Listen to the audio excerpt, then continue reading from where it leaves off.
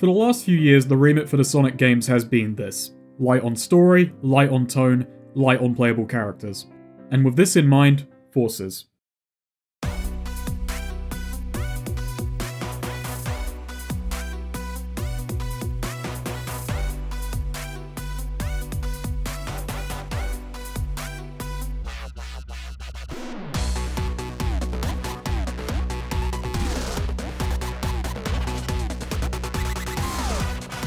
Well, it looks like we'll be bucking some trends. Get Shadow in here because this series is attracted to edge. Eggman has conquered the world with the help of 4 returning villains and his own original character, Infinite. With the world in peril, it's going to take more than just Sonic boosting all over the place to fight back, so classic Sonic has been dragged back in to help save the day. And that's not all. A bunch of people's dreams came true and were shattered all at once with the reveal of the Avatar. A customizable third playable character who joins the two with his wrist-mounted grapple and a gun. And these 3 set off to take back the planet. So, before we get started, do I like Forces? Yeah, a bit. Is it a good game? No. I like it to a degree in spite of itself. It's a mess, a complete mess that I could only genuinely recommend to a handful of people. If you just want more boost gameplay and can accept it having gotten shallower, you're in. If you enjoyed Shadow the Hedgehog ironically and can accept this game won't be as edgy, you're in. If you like jank, flawed games with a lot of little things to pick at, you're in. If you browse the Sonic Fanon wiki and are a big fan of Crush the Bandicoot, you're not in. Bandicoots aren't playable. It opens in Robotnik's lab. Sonic, how I hate him. Eggman is reflecting on how Sonic has defeated him at every turn, but with his latest creation, he will finally have his victory. Even the comic relief is scared. Cut to Sonic. He's rushing through Green Hill Zone when Tails rings him up. It seems Eggman's attacking the city, so Sonic shoots off to put a stop to him. As we head through Green Hill, it's revealed that it's turning into a desert. This stage has no desert elements, gameplay-wise anyway, and future Green Hill Zones will barely have them. There's sand everywhere! Green Hill's looking a lot more like Sand Hill right now. We won't even fight that giant worm. Sonic doesn't seem too concerned. Cleanup's gonna be a chore. I've got no idea how Sonic plans to combat climate change, but I hope it's more than a dustpan and brush.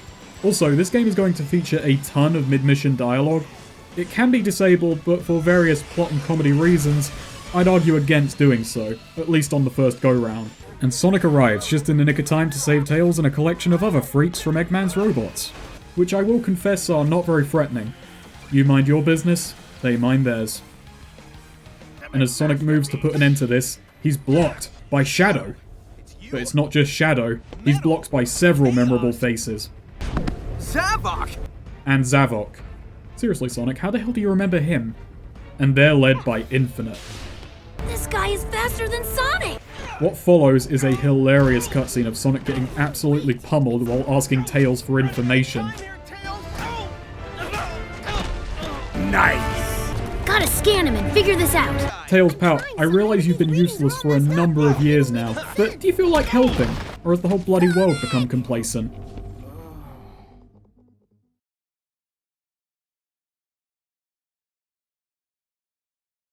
Oh, I suppose so.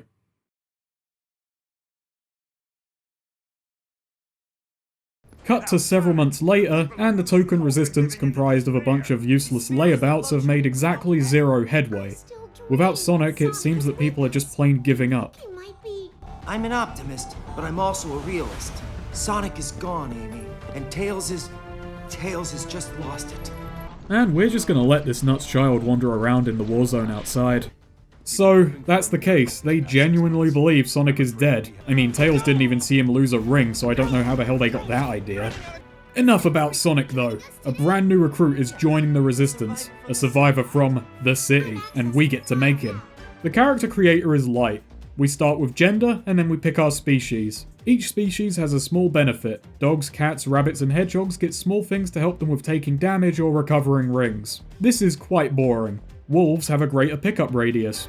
Bears have a better attack. And birds get a double jump, being rather crap birds. Still, Sega realised that a double jump would likely rule the roost in a platformer, and as such they made the double jump near useless to compensate. Each species then lets you set their face, eyes, mouth, and fur colour, and gender decides which of 3 voices you can give them. As I said, it's not terribly in depth. But don't panic, there's enough to create a semi-unique monstrosity. I went through about 3 designs before settling. At first I attempted to make Gromit. This was as close as I could get, but then I realised I didn't really want to put Gromit through war, so I moved on to Trauma the Rabbit, a rabbit who has seen the horrors of war. But I rejected him as well based on a simple philosophy. Eggman's world-winning weapon was making his own edgy OC, giving it some jewelry and setting it loose. So I decided to fight fire with fire, and the conclusion I came to was Gun the Wolf. There's no backstory option, so it's all up to the player. As such, Gun the Wolf is a street-smart kid, and the only thing he fears is his own strength.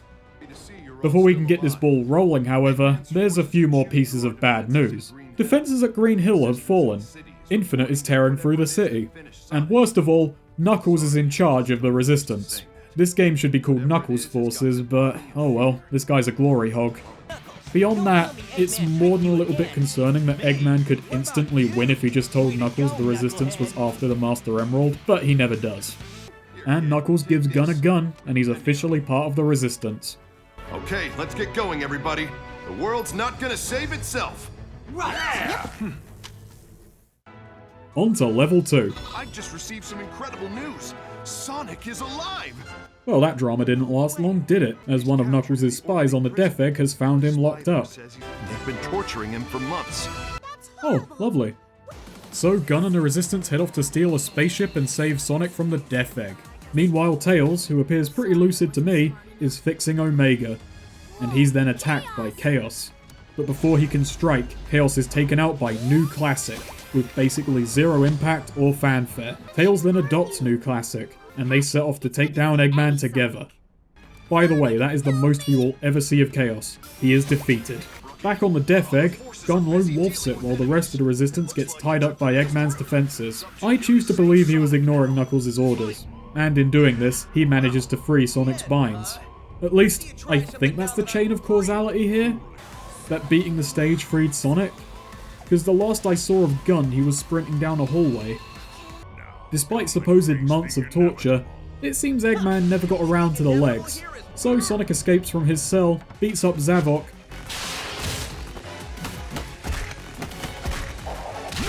abandons everyone in the background because, hey, he's only chaotic good. And then he starts looking for a ship to escape on his own. He arrives just in time to save Gun from some trash, and in doing so gets in contact with the Resistance. Don't even bother to ask how I am. Amy? The two head back to the planet, with Knuckles welcoming someone who can do all the legwork. And with that, the gang's all here. That is 3 playable characters with 4 playstyles. Oh, and Shadow is playable as well for the first time in over a decade. Sonic retains his boost gameplay reminiscent of Unleashed, Generations, and to a smaller extent Colors, with some adjustments. It's a mixture of 2D and 3D, the platforming and obstacles are rather simplistic, stage floors tend to be large and if in 3D wide, since Sonic covers a ton of ground very quickly, and his movement, even without a boost, accelerates quickly and slows fast. It's rather imprecise when in 3D, and 2D segments are hardly better about it. It's not really about precision, mind. His stages are made for the large distances he'll cover. Sonic can homing attack, which allows you to navigate chains of enemies or hit springs, ziplines and such, and this attack is often used to put faster routes or bonus items behind higher up enemies, so you have a smaller window to hit them and access those routes. He can also stomp, handy for destroying enemies and quickly hitting the ground so you can get moving again, or else halt any forward momentum you don't want. He can also slide, mostly useless since there's not really much to slide under. Modern Sonic also has a small double jump, which is primarily helpful in 2D platforming. It's high enough to correct minor mistakes and give a bit more leeway without being big enough to make a great difference. Sonic can also, of course, boost. By destroying enemies or collecting wisp capsules, Sonic can take off at incredible speed, ploughing through enemies with impunity and into pits with reckless abandon. Of course, boosting makes Sonic far harder to steer and limits how quickly you can react to things. In Unleashed and Generations, boosting was earned through rings, which made it far easier to keep up boosting endlessly. I don't mind either way. The use of wisp capsules instead in Colors and now in Forces should mean that you have less boost to go around and thus have to ration it out, and it was rare I needed to do so. So the change is negligible, really. Its use is a bit more risky, but you also have an air boost. You can only trigger this once to forcefully change your direction in the air, and then you need to hit the ground and jump to use it again. I only really needed it in one solitary stage, and I was using it to fight against the game itself. A couple of elements from prior games have been lost. Sonic no longer has the ability to drift, and with that, any situations in which you'd need to drift have been lost as well. Sonic has also lost wall jumping, and to an extent, lost the hop. The hop was a small jump that carried your forward momentum and was only needed for small obstacles. I've already mentioned that sliding under obstacles is no longer needed. These are smaller scale moves, but I think these changes have actually hurt the gameplay. Sonic feels slower overall, and I don't think he actually is. I think it's because he has less to do. These two small obstacles and drifting contributed by making you pull off precise reflexive maneuvers at speed, maintaining a certain flow by not getting hit by them or by reacting in time. And at times, these obstacles would come thick and fast. These were at times literal road bumps that could trip you up if you forgot they were there. And while drifting was poor in Unleashed, being too unresponsive and put above certain death pits, Generations tightened it up considerably and rewarded good drifting with shortcuts. The removal of all this leaves Sonic with an absolutely tiny pool of abilities and very little to do with them. Despite the re-emergence of Wisps, Sonic never uses anything beyond boost Wisps anyway, for better or worse. Also gone is the skill shop system from Generations, which gave you a small few modifiers to the gameplay, mostly boost related, I'll confess. I'd say the pros of boost gameplay are mostly in spectacle. I think the joke about boost to win is a little unfair, however. Blindly boosting through a stage is a good way to miss every alternative route, run into walls, and more drastically to your death. It's really satisfying to learn a stage and to be able to chain a good run of a stage together, rarely if ever needing to pause. It does do well in rewarding memorization and reflexes, and as far as gameplay styles go, it's the best solution that has been arrived at for capturing the speed Sonic is supposed to possess. It's just that it comes at the simplification of other elements. On that note, there are a good few weaknesses. I said it in the last video, but playing boost gameplay well can feel a lot like playing a rhythm game without rhythm. Prior Sonic games had a great degree of verticality. You would climb the stages as much as you would move across them, and that is gone here. A lot of levels feel incredibly samey. It's tricky for these levels to have a great deal of individual identity since you tackle all of them the same way. Unleashed and to a much greater extent Generations tackled these by giving each stage a unique set piece or gameplay gimmick to set them apart. Forces has suffered a lot in this regard. A lot of stages will feature 3 or more lane roads where you quick-step hazards, rail grinding, big blobs of enemy chains, long stretches of road where all you do is sprint through near harmless enemies. You occasionally fall down big pits, and you do 2D platforming in very simplistic boxy sections that feel like they were made in some sort of player-supplied editor, instead of designed by a professional hand. I'm not entirely finished talking about modern Sonic's gameplay, however that will come in more general notes that I'll come back around to after I've talked about New Classic and Gun. I will say now, however, that modern Sonic is my second favourite playstyle present. New Classic's gameplay then is the weakest of the bunch. It's modelled after the Genesis titles in that they're both purely 2D affairs, and I think that's about it. I'm uncertain how it's as bad as it is, but comparing not only to the Genesis trilogy and Mania, but Generations as well, New Classic has taken a beating. New Classic's gameplay is very simple. Run, jump, roll, and spin dash to navigate stages filled with ramps, inclines, springs, and enemies. You use changes in elevation to get the speed necessary to make greater leaps, and you challenge more dangerous, complex platforming challenges than the other two styles. At least, that should be the idea. New Classic also has usable items in television screens. Shield, speed shoes, and invincibility. However, I hardly saw the latter two in my time playing, and even when I did, they lasted a good 5 seconds each. I mean, they came up enough for me to figure out a joke about the invincibility music being New Classic's ringtone, but that's hardly a useful metric. The stage design tends to follow that there's a higher route and a lower route. The higher route being harder to maintain but faster to navigate. Meanwhile, the lower route is safer, albeit closer to bottomless pits and more rife with obstacles. Occasionally these two hit a bottleneck and meet before splitting up again. Green Hill. Known for its blockiness and highly angular hills. New Classic's big problem is fundamental. He controls terribly. It is absolutely horrendous, and I cannot begin to guess why it's as bad as it is. It's almost broken. Let's start with the most major issue. His acceleration and deceleration, particularly in the air, is utterly unpredictable and verges on random. With the older games being very big on momentum, if you hit the opposite direction in midair, you would not come to a halt instantly. Instead, you'd begin to slow yourself. And the faster you were going, the harder you became to stop. Naturally, if you were going at an incredible speed, you may not even have the option of stopping, at least under your own power. It was easy to get used to and gauge. If you made a jump while standing still, you would not make a great distance, so you got a bit of a run-up.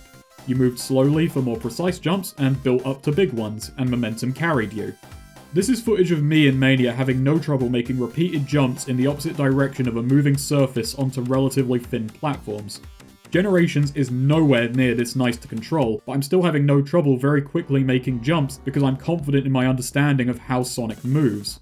Forces, however, both starting and stopping jumps feels off, like I'm being handed an entirely random amount of acceleration when I leave the ground, and when I hit the brakes, I may either stop dead or slow down sensibly. So I've both overshot and undershot what should be very simple jumps, and that leads to me overthinking jumps in future, which just ends up making them harder.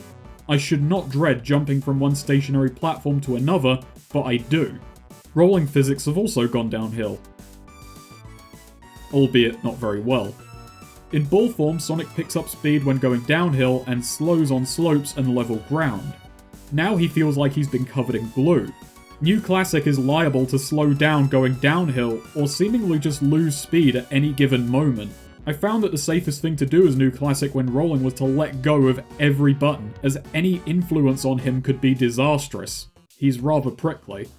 There are other things, such as no D-pad control on PC, and what's gone no matter where you're playing is the instant spin dash button, which was a rather useful feature in Generations and would have been handy here as well. I mean, the spin dash did need some toning down from Generations, but to not only remove this button but have spin dashing be a wonky underpowered mess is not so good. New Classic also has his drop dash from Mania, but I rarely needed it and found it awkward to trigger, so I've got very little to say about it overall. Ironically, New Classic has the worst 2D platforming in Forces, and that's all he has. Finally, what we're all here for, the creator character, armed and ready to go. They are essentially formed from modern Sonic being cut in half and given a gun, a mixture of 2D and 3D gameplay, with wisp powers and a greater focus on combat.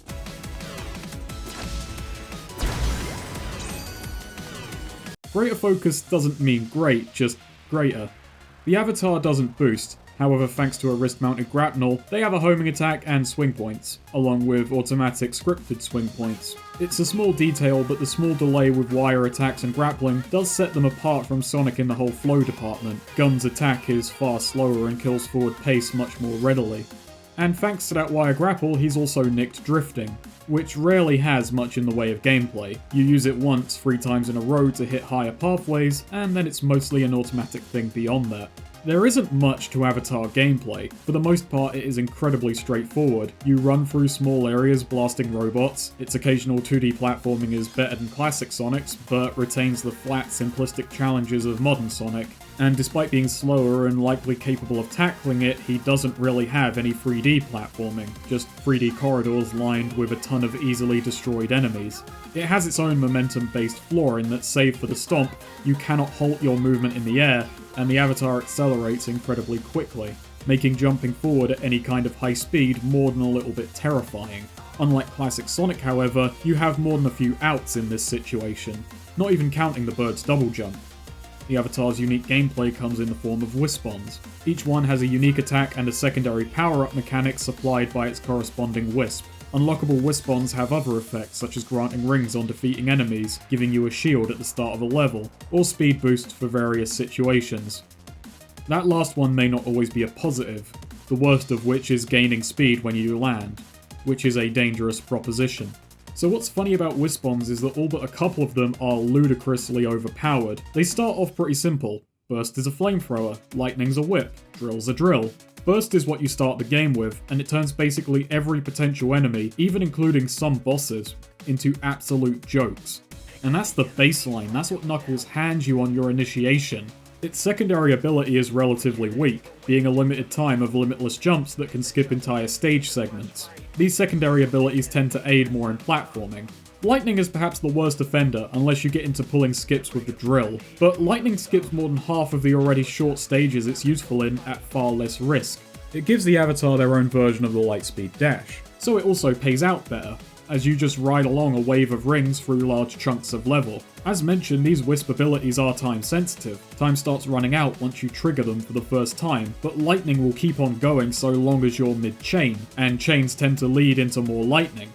I think the overall selection of wisps doesn't strike a great balance. Lightning is just so much easier for a lot of the game, and the game rewards what it does far more greatly, as you'll see when I talk about ranking later. Drill is likely better for speedrunning, but that actually requires some inventiveness to put to use. Lightning does the work for you, to a disgusting degree. On top of this, Lightning's whip attack has iframes alongside moving you forwards in air, followed by a dead stop, meaning it was incredibly useful in regular platforming as well. It accidentally made me like the Avatar a lot more. It accidentally fixed one of the problems I had with his momentum. The other Wispons don't compare to this while still being overpowered. Cube is an awkward and slow AoE hammer, and its ability to create platforms out of thin air is hampered by never really needing to do that. Asteroid is a good homing gun, capable of hitting up to 5 targets at once, but it's incredibly middle of the road so as to be boring, and it granting temporary invulnerability and a wider pickup radius is again a bit weak compared to turning the most abundant pickup into a stepping stone. The only two that stack up are the two purposefully overpowered weapons you get near the end of the game. One of them's a post-game weapon, Hover and Void, one of which allows flight and the other teleportation. Those are the two abilities that it takes to compare. The last gameplay style is Tag Team, where Sonic and the Avatar team up, combining both of their abilities into one complete playstyle. They operate as one entity and cannot be separated, so if you hit the boost, Sonic takes the lead. If you fire the Wispon, control shifts directly without any delay. So I'll say now, I can at least find fun in 3/4 of these playstyles. There's only one that's inherently poor. There's only one new element to bring up here, and it's entirely scripted. Double boosts. They're more like cutscenes, and despite that build-up, you can't really opt out of them. If you failed at QTE, you get to blast down the road at great speed to an instrumental, so whether or not hearing Hoobastank lyrics is a punishment is up to the individual. Okay, I confess, I like this cheesy butt rock. Fight me. Stage design-wise, there isn't much to go off of. It does combine modern Sonic and Avatar gameplay styles, but this style turns up for 5 stages, with only 2 of them being actual levels. 2 of them being the same boss fight, which is a chase boss, and one of them being a lane switcher and then a boss fight against a tube that lasts all of 1.5 minutes. Wait, that's not much shorter than the average stage length. So with Sonic back on planet, the Resistance starts striking back against Eggman. It's typical Sonic stage motivation, you know, spearheading a military attack on a weapons factory, which is never mentioned again, or saving citizens because Eggman is indiscriminately bombing populated areas, so you rout the robots, you know, by running past them at a great speed and blowing up about 20 of them, and doing nothing about them.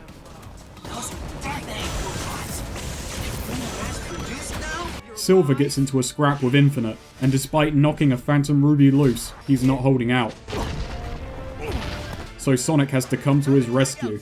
You may call me Infinite in the brief moments that remain to you. Oh, great! See, Infinite? Now we're getting to know each other. So, what's your favorite color? Do you like long, romantic walks on the beach? What's the source of your power? You can skip the first 2 questions if you like. The source of my power is none of your concern. Oh, Infinite, don't be so coy. A boss fight ensues, and his power is cubes. Sonic manages to fend off Infinite. Impossible. So Infinite has to resort to a cutscene to win, and declares Sonic not worth killing. While all of this is happening, New Classic and Tails have been chasing after Eggman, figuring that if they work out the source of Infinite's power, they can win the day and get Classic home. In doing so, they track down Eggman at Green Hill. Strange. I see desert over there. Yep, it's still doing that. Perhaps that giant island dedicated solely to a chemical plant is having an impact. The two come across Infinite and Eggman destroying the last prototype Phantom Ruby. The two learn the Phantom Ruby works on force of will, and that Infinite fought Sonic in the Mystic Jungle. Eggman's unhappy that despite Sonic's post-victory defeat, Infinite spared him. Infinite has less than stellar reasons. For you, perhaps. He has beaten you for decades, yet I defeated him in our first encounter. I mean, that line isn't wrong, but it's really bloody weird when you say it out loud. The two then mention a plan that will wipe out the Resistance. Infinite departs. New Classic then smacks Eggman, and he, being a busy bloke, heads off. But New Classic gives chase and a boss fight ensues. He's beaten, Eggman says the plan goes off in 3 days, and departs again. This time he's left alone. The two head over to the Mystic Jungle to track down Sonic.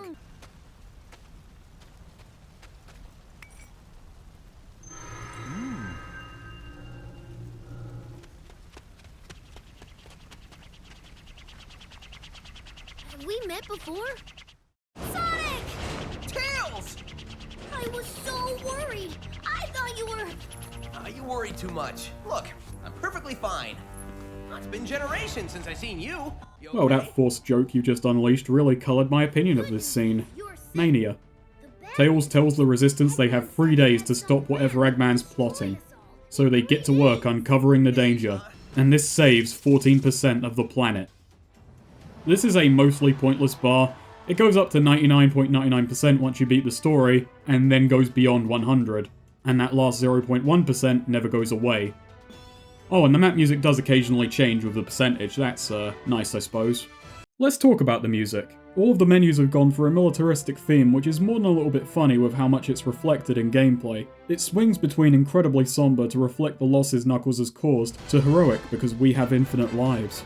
It never feels like we're running through war zones, really. We see them in the background occasionally, and we never see the Resistance in a gameplay capacity.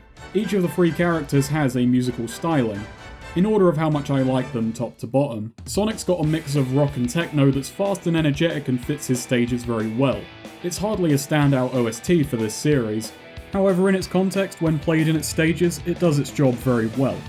Gunn has forgotten to turn off his bloody MP3 player, and he has these weird semi-melancholy, semi-energetic EDM tracks that have incredibly on-the-nose lyrics about war and the situation of most stages. Here come the enemy, strike them down. We can't let evil win, take them out. This is justice, this is what's right. Got a feeling you are there. Somewhere here in the atmosphere. I can't escape, there's no way left for me to hide. Nowhere to run. Nowhere to hide. Moonlight all around. Shadows like the ground. Will there ever be an end? Forever running from this lunacy. Moonlight coming down. Gleaming through the clouds. Will I never see the end? In about an hour, this game is rather short. I'm saving the best for later, because it's a spoiler. I hate to put it this way, but classic Sonic has an awful faux retro soundtrack that sounds like a Genesis is either dying or farting. It has no flair of its own, and only occasionally did I feel the music fit the stage or the situation. This is Force's take on Green Hill Zone.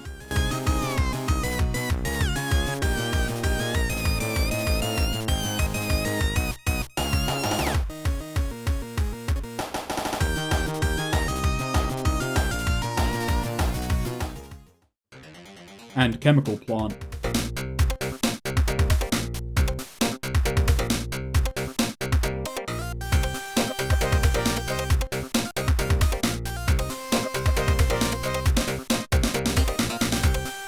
I'm not going to play the originals because you can more than likely recall them. These sound like the idea of what a Genesis sounds like, when ironically enough the Genesis games did a decent job sounding like they weren't on a Genesis. Now it's time for more general gameplay flaws. The big one is stage length. This game has 30 stages including boss fights, with most of them running at around 2 minutes or less. Chuck another 30 seconds on that if you're going at a leisurely pace. And a handful of stages can be worked down to a minute, but that does take more effort in learning the stage. Overall, it does just mean most stages don't have room to breathe, but the issues with length aren't just in time to beat. This game is an obstacle tasting menu. Obstacles are semi-regularly introduced, get used for one stage, for barely any time whatsoever, and then never come up again. The best this game got was a water slide that made up the majority of its level, but that's an exception. Most other examples are used once or twice and then tossed away. Some examples are directional platforms. Platforms with very slowly rotating electricity circling it. Very small pinball tables. Sand platforms. These are a few, or perhaps a majority, of stage-specific obstacles. What are these platforms for? Beyond this, a lot of stages are just running forwards, switching lanes, incredibly simplistic 2D, or dropping down holes. This is discounting times when you're in a cutscene, or a transitional set piece, or a QuickTime event. Stages don't really give enough time or focus to put their mechanics to any real use, and the amount of time you're automated cuts down on genuine gameplay as well.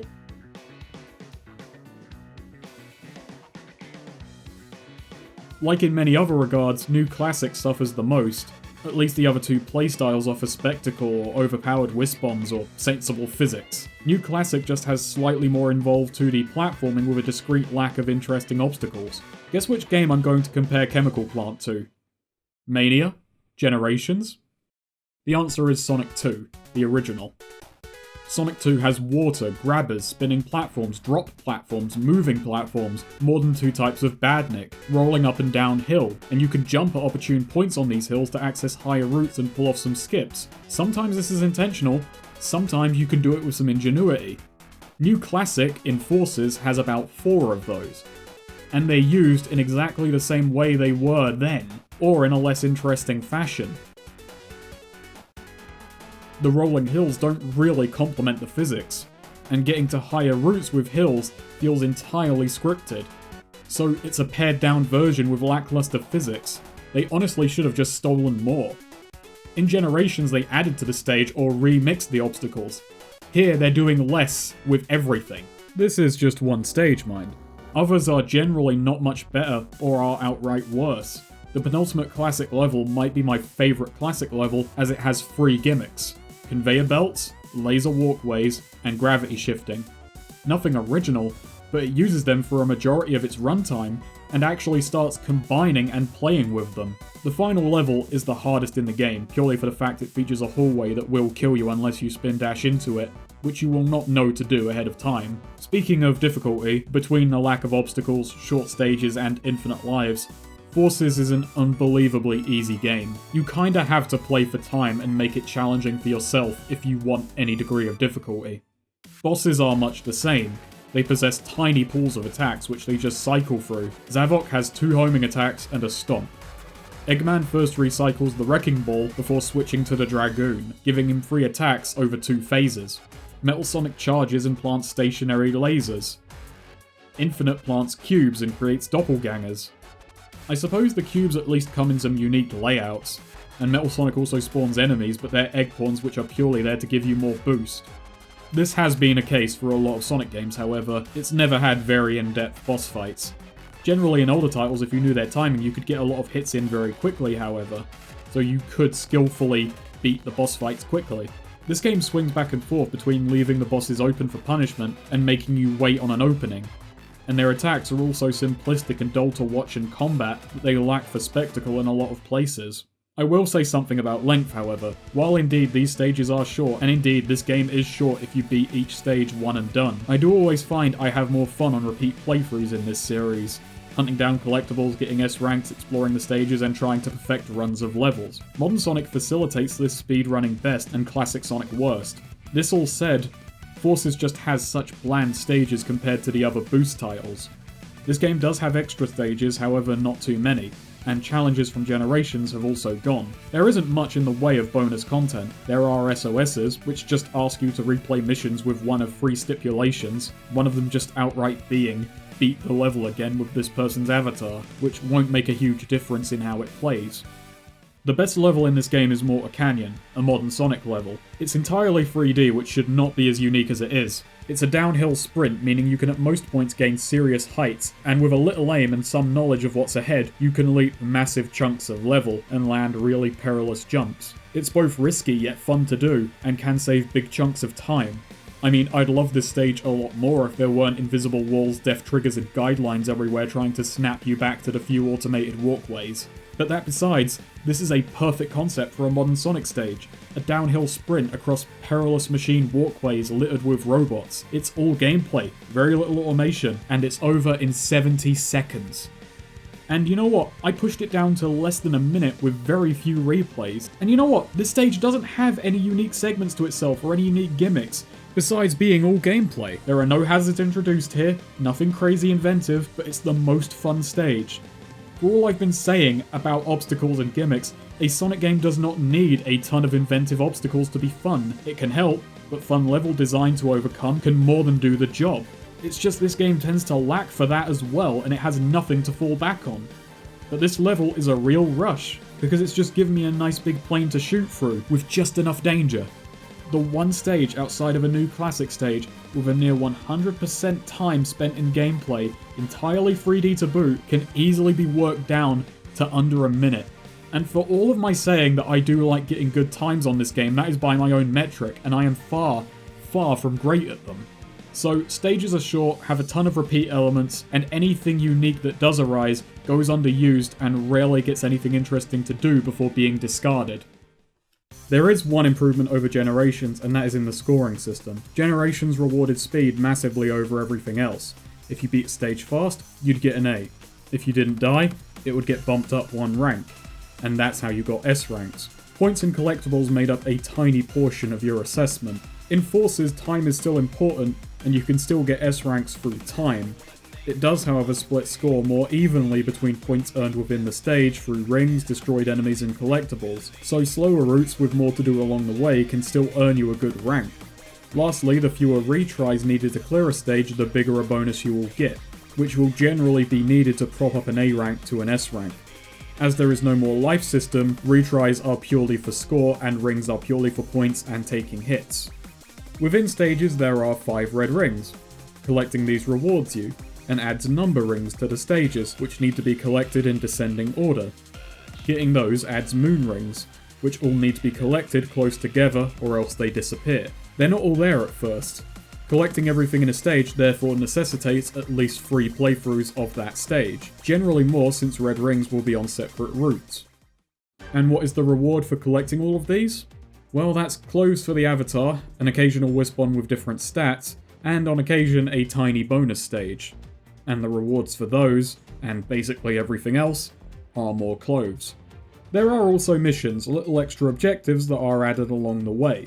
Some of them are S ranking stages or beating them within a certain time. There are also dailies, but so far these have just been for changing clothes. And these dailies give you a score multiplier, which serves to make it easier to S rank stages.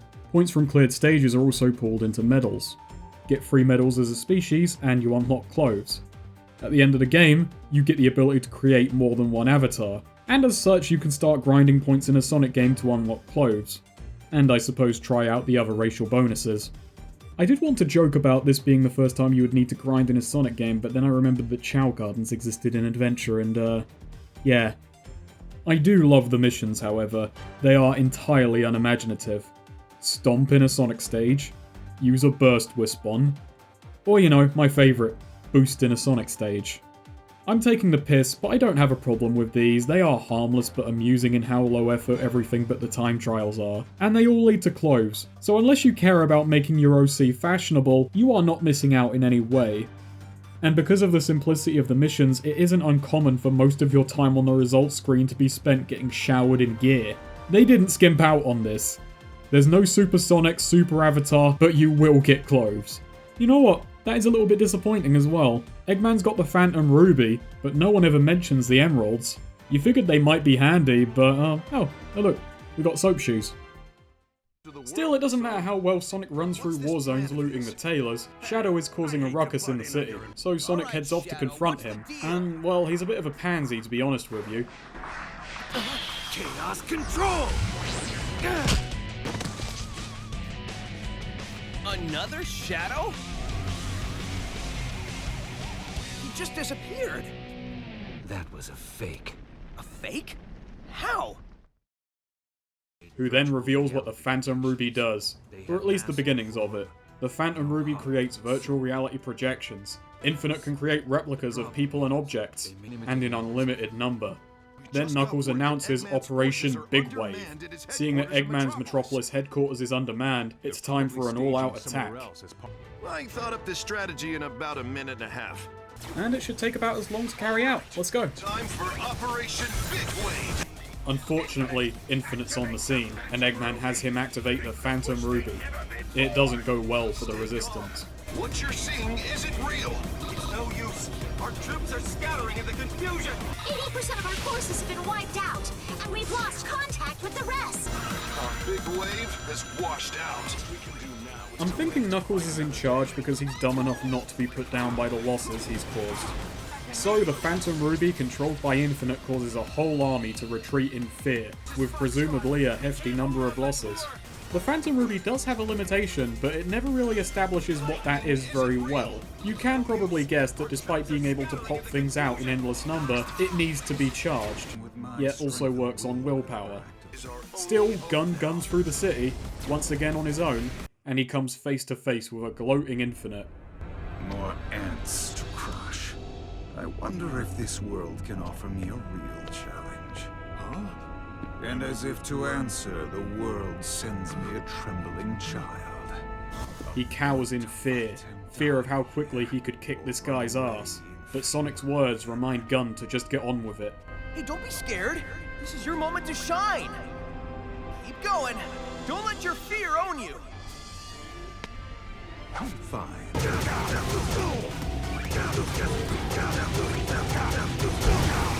Told you.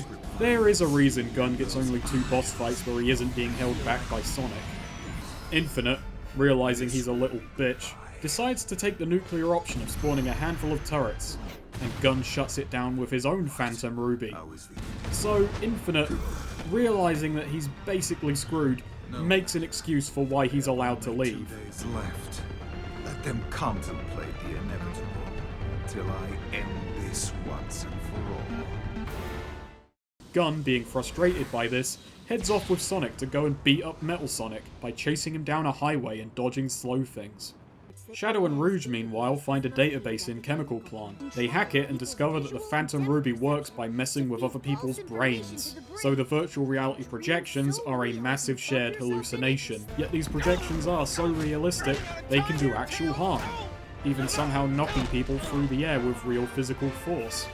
Eggman then worked this Phantom Ruby into Infinite, and somehow there are a bunch of prototypes lying around. Not to mention one that Gun got his hands on. But Infinite still had powers when it was knocked off.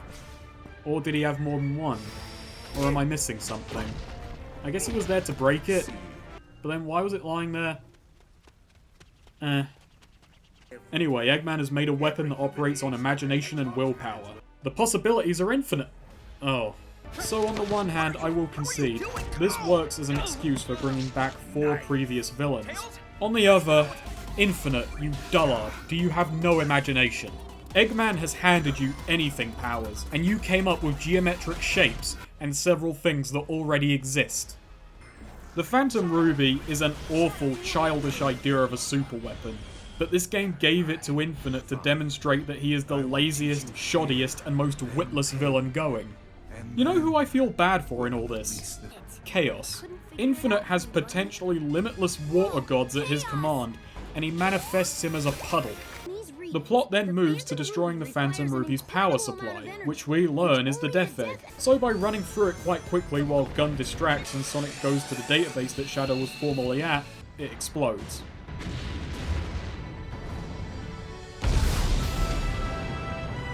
Eggman, seeing this, says it's time to retreat to Metropolis, which upsets Infinite. You mean to say, flee with our tails between our legs? Hinting at a future schism between the two which never comes to light.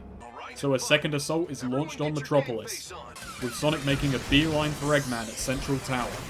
This game suffers at a number of things, as you've no doubt seen. One thing this game is not very good at whatsoever is letting people leave scenes. I mean, they do successfully leave, they don't bump into walls or something. It's the reasoning.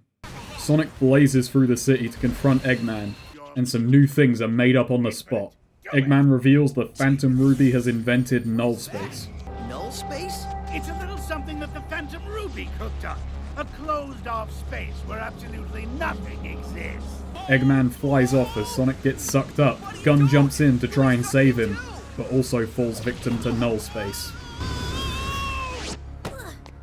But we destroyed the Phantom Ruby's power source. Eggman then flies back, not to say that by calling it Null Space he's patented black holes, but to point out he built another power source beneath Metropolis, and that's why the Phantom Ruby still works perfectly fine.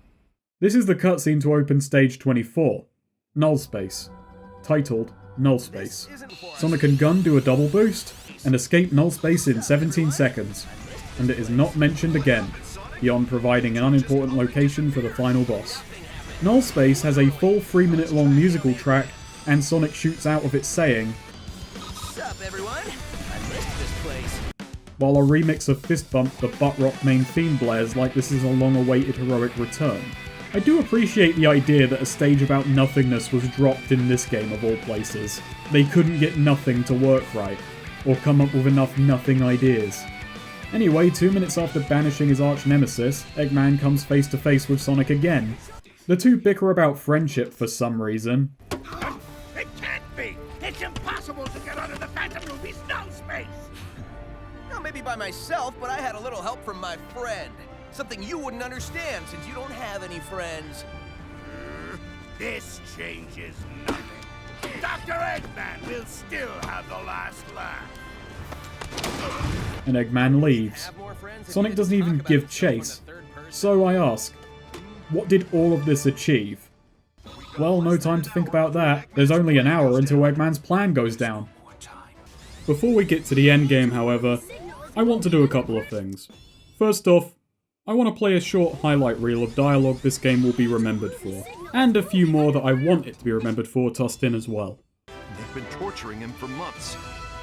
Torturing Sonic just to pass the time. Oh, that's low, even for Eggman. None of this is good, Vector. That's why it's called war. 80% of our forces have been wiped out, and we've lost contact with the rest. You got your orders, rookie. We only have one more day before Eggman's plan is executed, so let's hustle. Fine.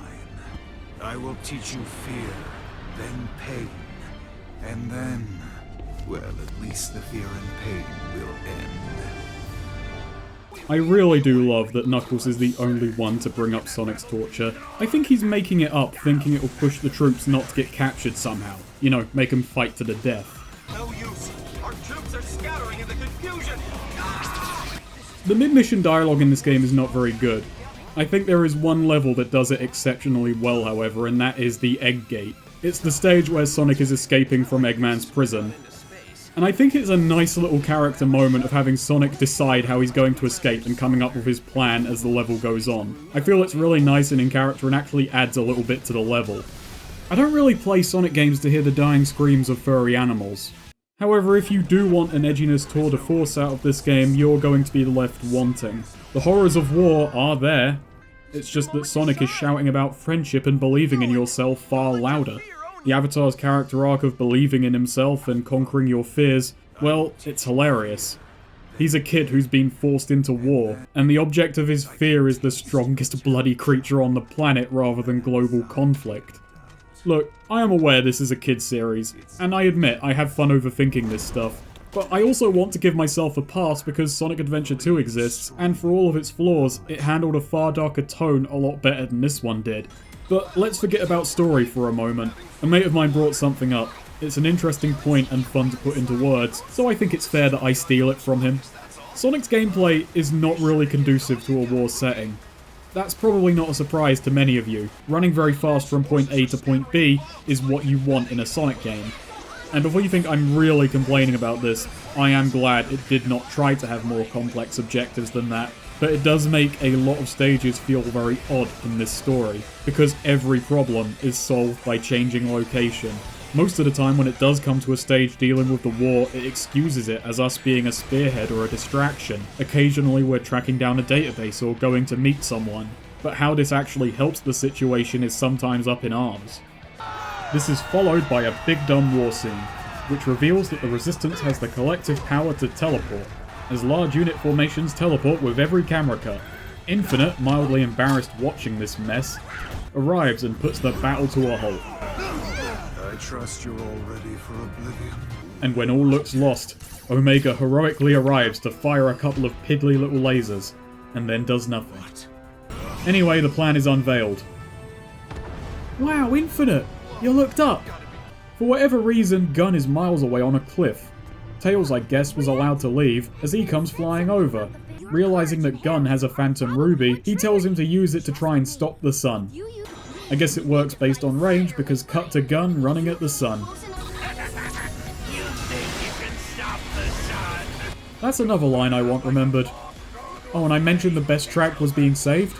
Well, here it is. The sun is falling in the sky beyond, and light is fading from our world. Now's the time of reckoning. The final battle has begun. Man, it's so fitting. You know, it's a shame Eggman is a bit of a bastard in this game. He's usually the most fun character. Anyway, Gun shuts down the sun, and his ruby shatters.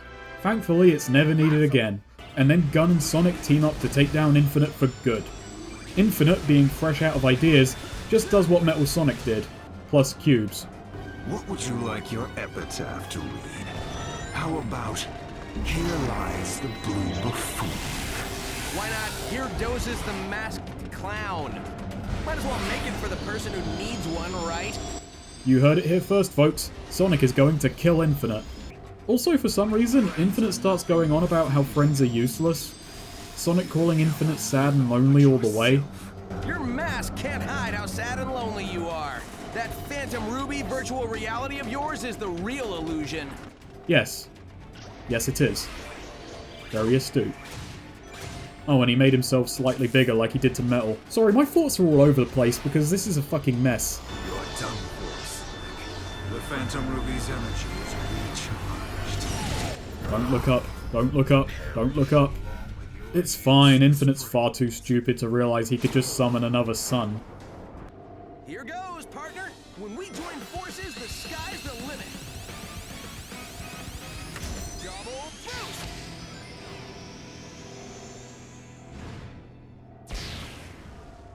And with Infinite defeated, Sonic's painful speech about friendship finishes him off, and he has to fly to the top of a tower to recharge, I think. I guess by now you should know who Infinite was, why he is the way he is. Well, he was a mercenary Eggman hired who Shadow beat up once. That's it. Worthless.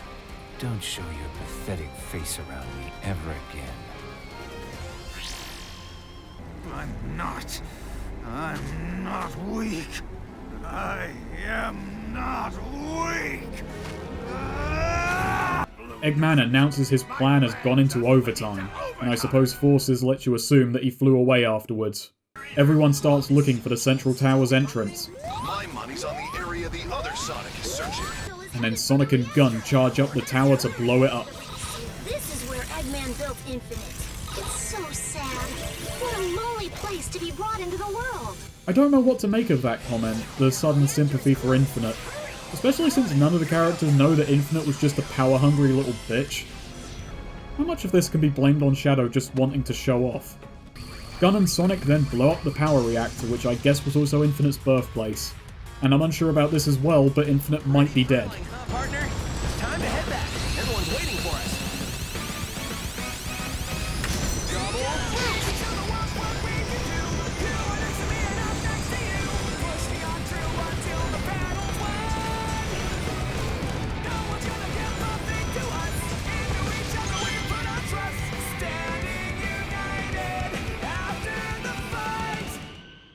Sonic decides it's time to celebrate. With the power down, Eggman's army should be disappearing, but Eggman's got one last trick up his sleeve.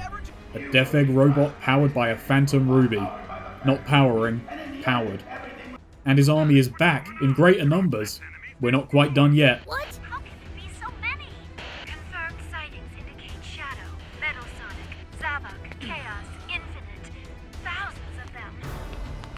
Your plan will end like all your plans do, with you sitting in a pile of busted robot parts wondering how you failed so badly. And Team Gun heads off for the final boss fight. Get him. He's overclocking the Phantom Ruby. That's insane. That is insane. Damage it now. Either way, New Classic has it pretty easy. You jump a laser, and then you play squash with a rock. He doesn't even get a full health bar. The fight literally falls to Gun for stage 2,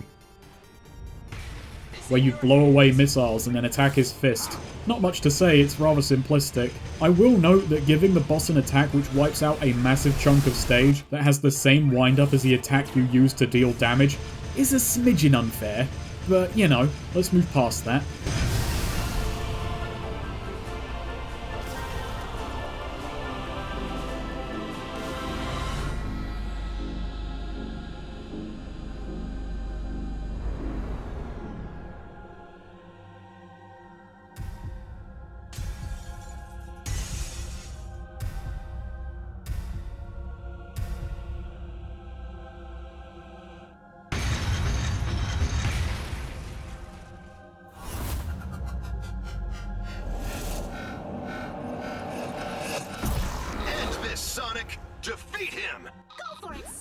And the third phase goes to modern Sonic in Null space, leading Gun and Noob Classic down a laser-spamming finale.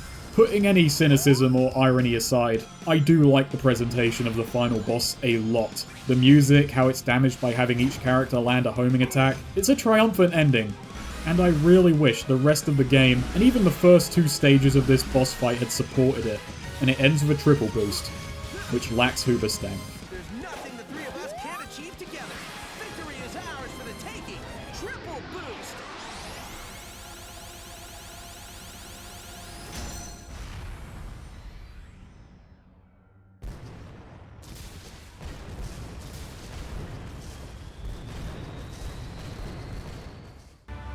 Eggman's army dissipates, and the war is at an end. The Phantom Ruby destroyed, Noob Classic departs. Sonic then makes a very hard to listen to speech about fixing the world. Alright guys, it's time we cleaned up the mess that Eggman left this world in. And I'm not talking about those illusions he dreamed up for us. We need to fix the real world we all live in. But those illusions were causing actual damage. And, you know, the robot army besides. Oh well, everyone buys it. After the credits, everyone's hanging out at Resistance HQ, talking about what needs to be done next. The game forgets that Gun can't actually talk, so Knuckles has to do all the lifting in this scene. Gun's leaving to go on adventures and help people on his own. So everyone has a round telling Gun how cool he is and how far he's come.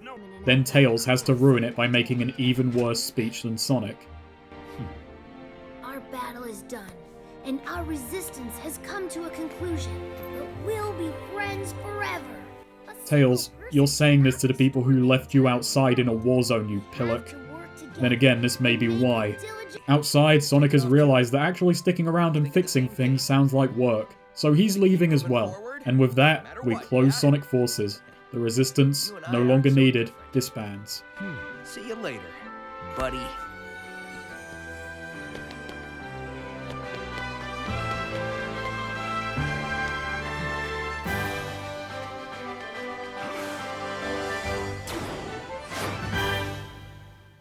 I just ragged on Forces a lot, and it deserves it. It's an incredibly flawed, very short, pared down game that tries to do a lot at once without actually having enough substance for any one of the things it tries. The boost gameplay is more shallow than prior entries. Noob Classic borders on broken, and his stages are incredibly lifeless, and the avatar feels like modern Sonic scraps made overpowered. He has a little identity of his own, and doesn't pick up the slack in 2D or 3D, instead just flying over both. The stages for all 3 are not only short, they're loaded with cutscenes, and severely lacking in individual identity or obstacles. I don't think Sonic is incapable of a war setting. He's quite a flexible character, but I don't think it went dark enough in this case. And I say that with some love of cheesiness and some genuine want for them to go for it. If they're going to attempt dark again, I want them to go the whole hog. I don't want them to go halfway and then try and toss in a message about friendship to distract. Plus, the Phantom Ruby is just an awful superpower, with no clear limitations beyond needing a power source and some willpower. And then just tossing in more power sources as the last one is destroyed. It's like this was a first draft written in one go without stopping. All the major beats of a plot are hit, but lack a lot of build-up or connective tissue to flesh them out and make them work. I mean, that would explain why characters come and go so much, why they can just teleport from place to place, and why the Phantom Ruby seems to gain and lose power seemingly at whim. Plus, the Phantom Ruby's nebulous amounts of power and what it can actually do just serve to make Infinite look like a gigantic moron, which you don't often want with a villain. I am prepared for people to say I'm thinking too hard about a Sonic game, but that's because people are really lazy when it comes to critiquing this series just because it does have a bad rep. I'm just giving this game the same treatment I would give any other. I have had hours of fun with games in this series and I want to see them do well. I will confess to nostalgia in this series, but I will confess that in this game I've had moments where I was really happy with it. That Null Space scene, flying back out into the city while Fist Bump played, its earnest cheesiness was delightful, and I had a feeling I hadn't had since Adventure. It got that genuine feeling of spectacle and high-flying fun and adventure. I enjoyed it with childish glee, even if the stage was mostly a rail fest and wasn't actually that good. This game has moments that I like, that cut above the rest. It has a handful of stages that show a glint of promise and a spark of life, but they are the minority. I think overall this game does hit a bad spot. It isn't bad enough to be remembered like an 06 or a Shadow, though some will claim it does because of the character creator and the war setting. But it's also not good enough that people will see it as some see Colors or Generations, as the series returning to form. Most of my complaints about the stage design are actually appropriate for the whole game. Mostly flat, way too short, and any sparks of creativity or life don't last long enough. So it turns out that in the end, the possibilities were finite. Thanks for watching. A special thank you to my Patreon supporters. Your names will be read out momentarily, but first I want to announce that I opened a Patreon Discord, open to anyone who pledges. For those in the $5 bracket, please send me afterthought questions in there, and we can have a lot more back and forth. It's a relaxed place, and hopefully it will stay nice and laid back no matter how many join in. I am hopeful to have more communication, and Patreon was not cutting it in that regard.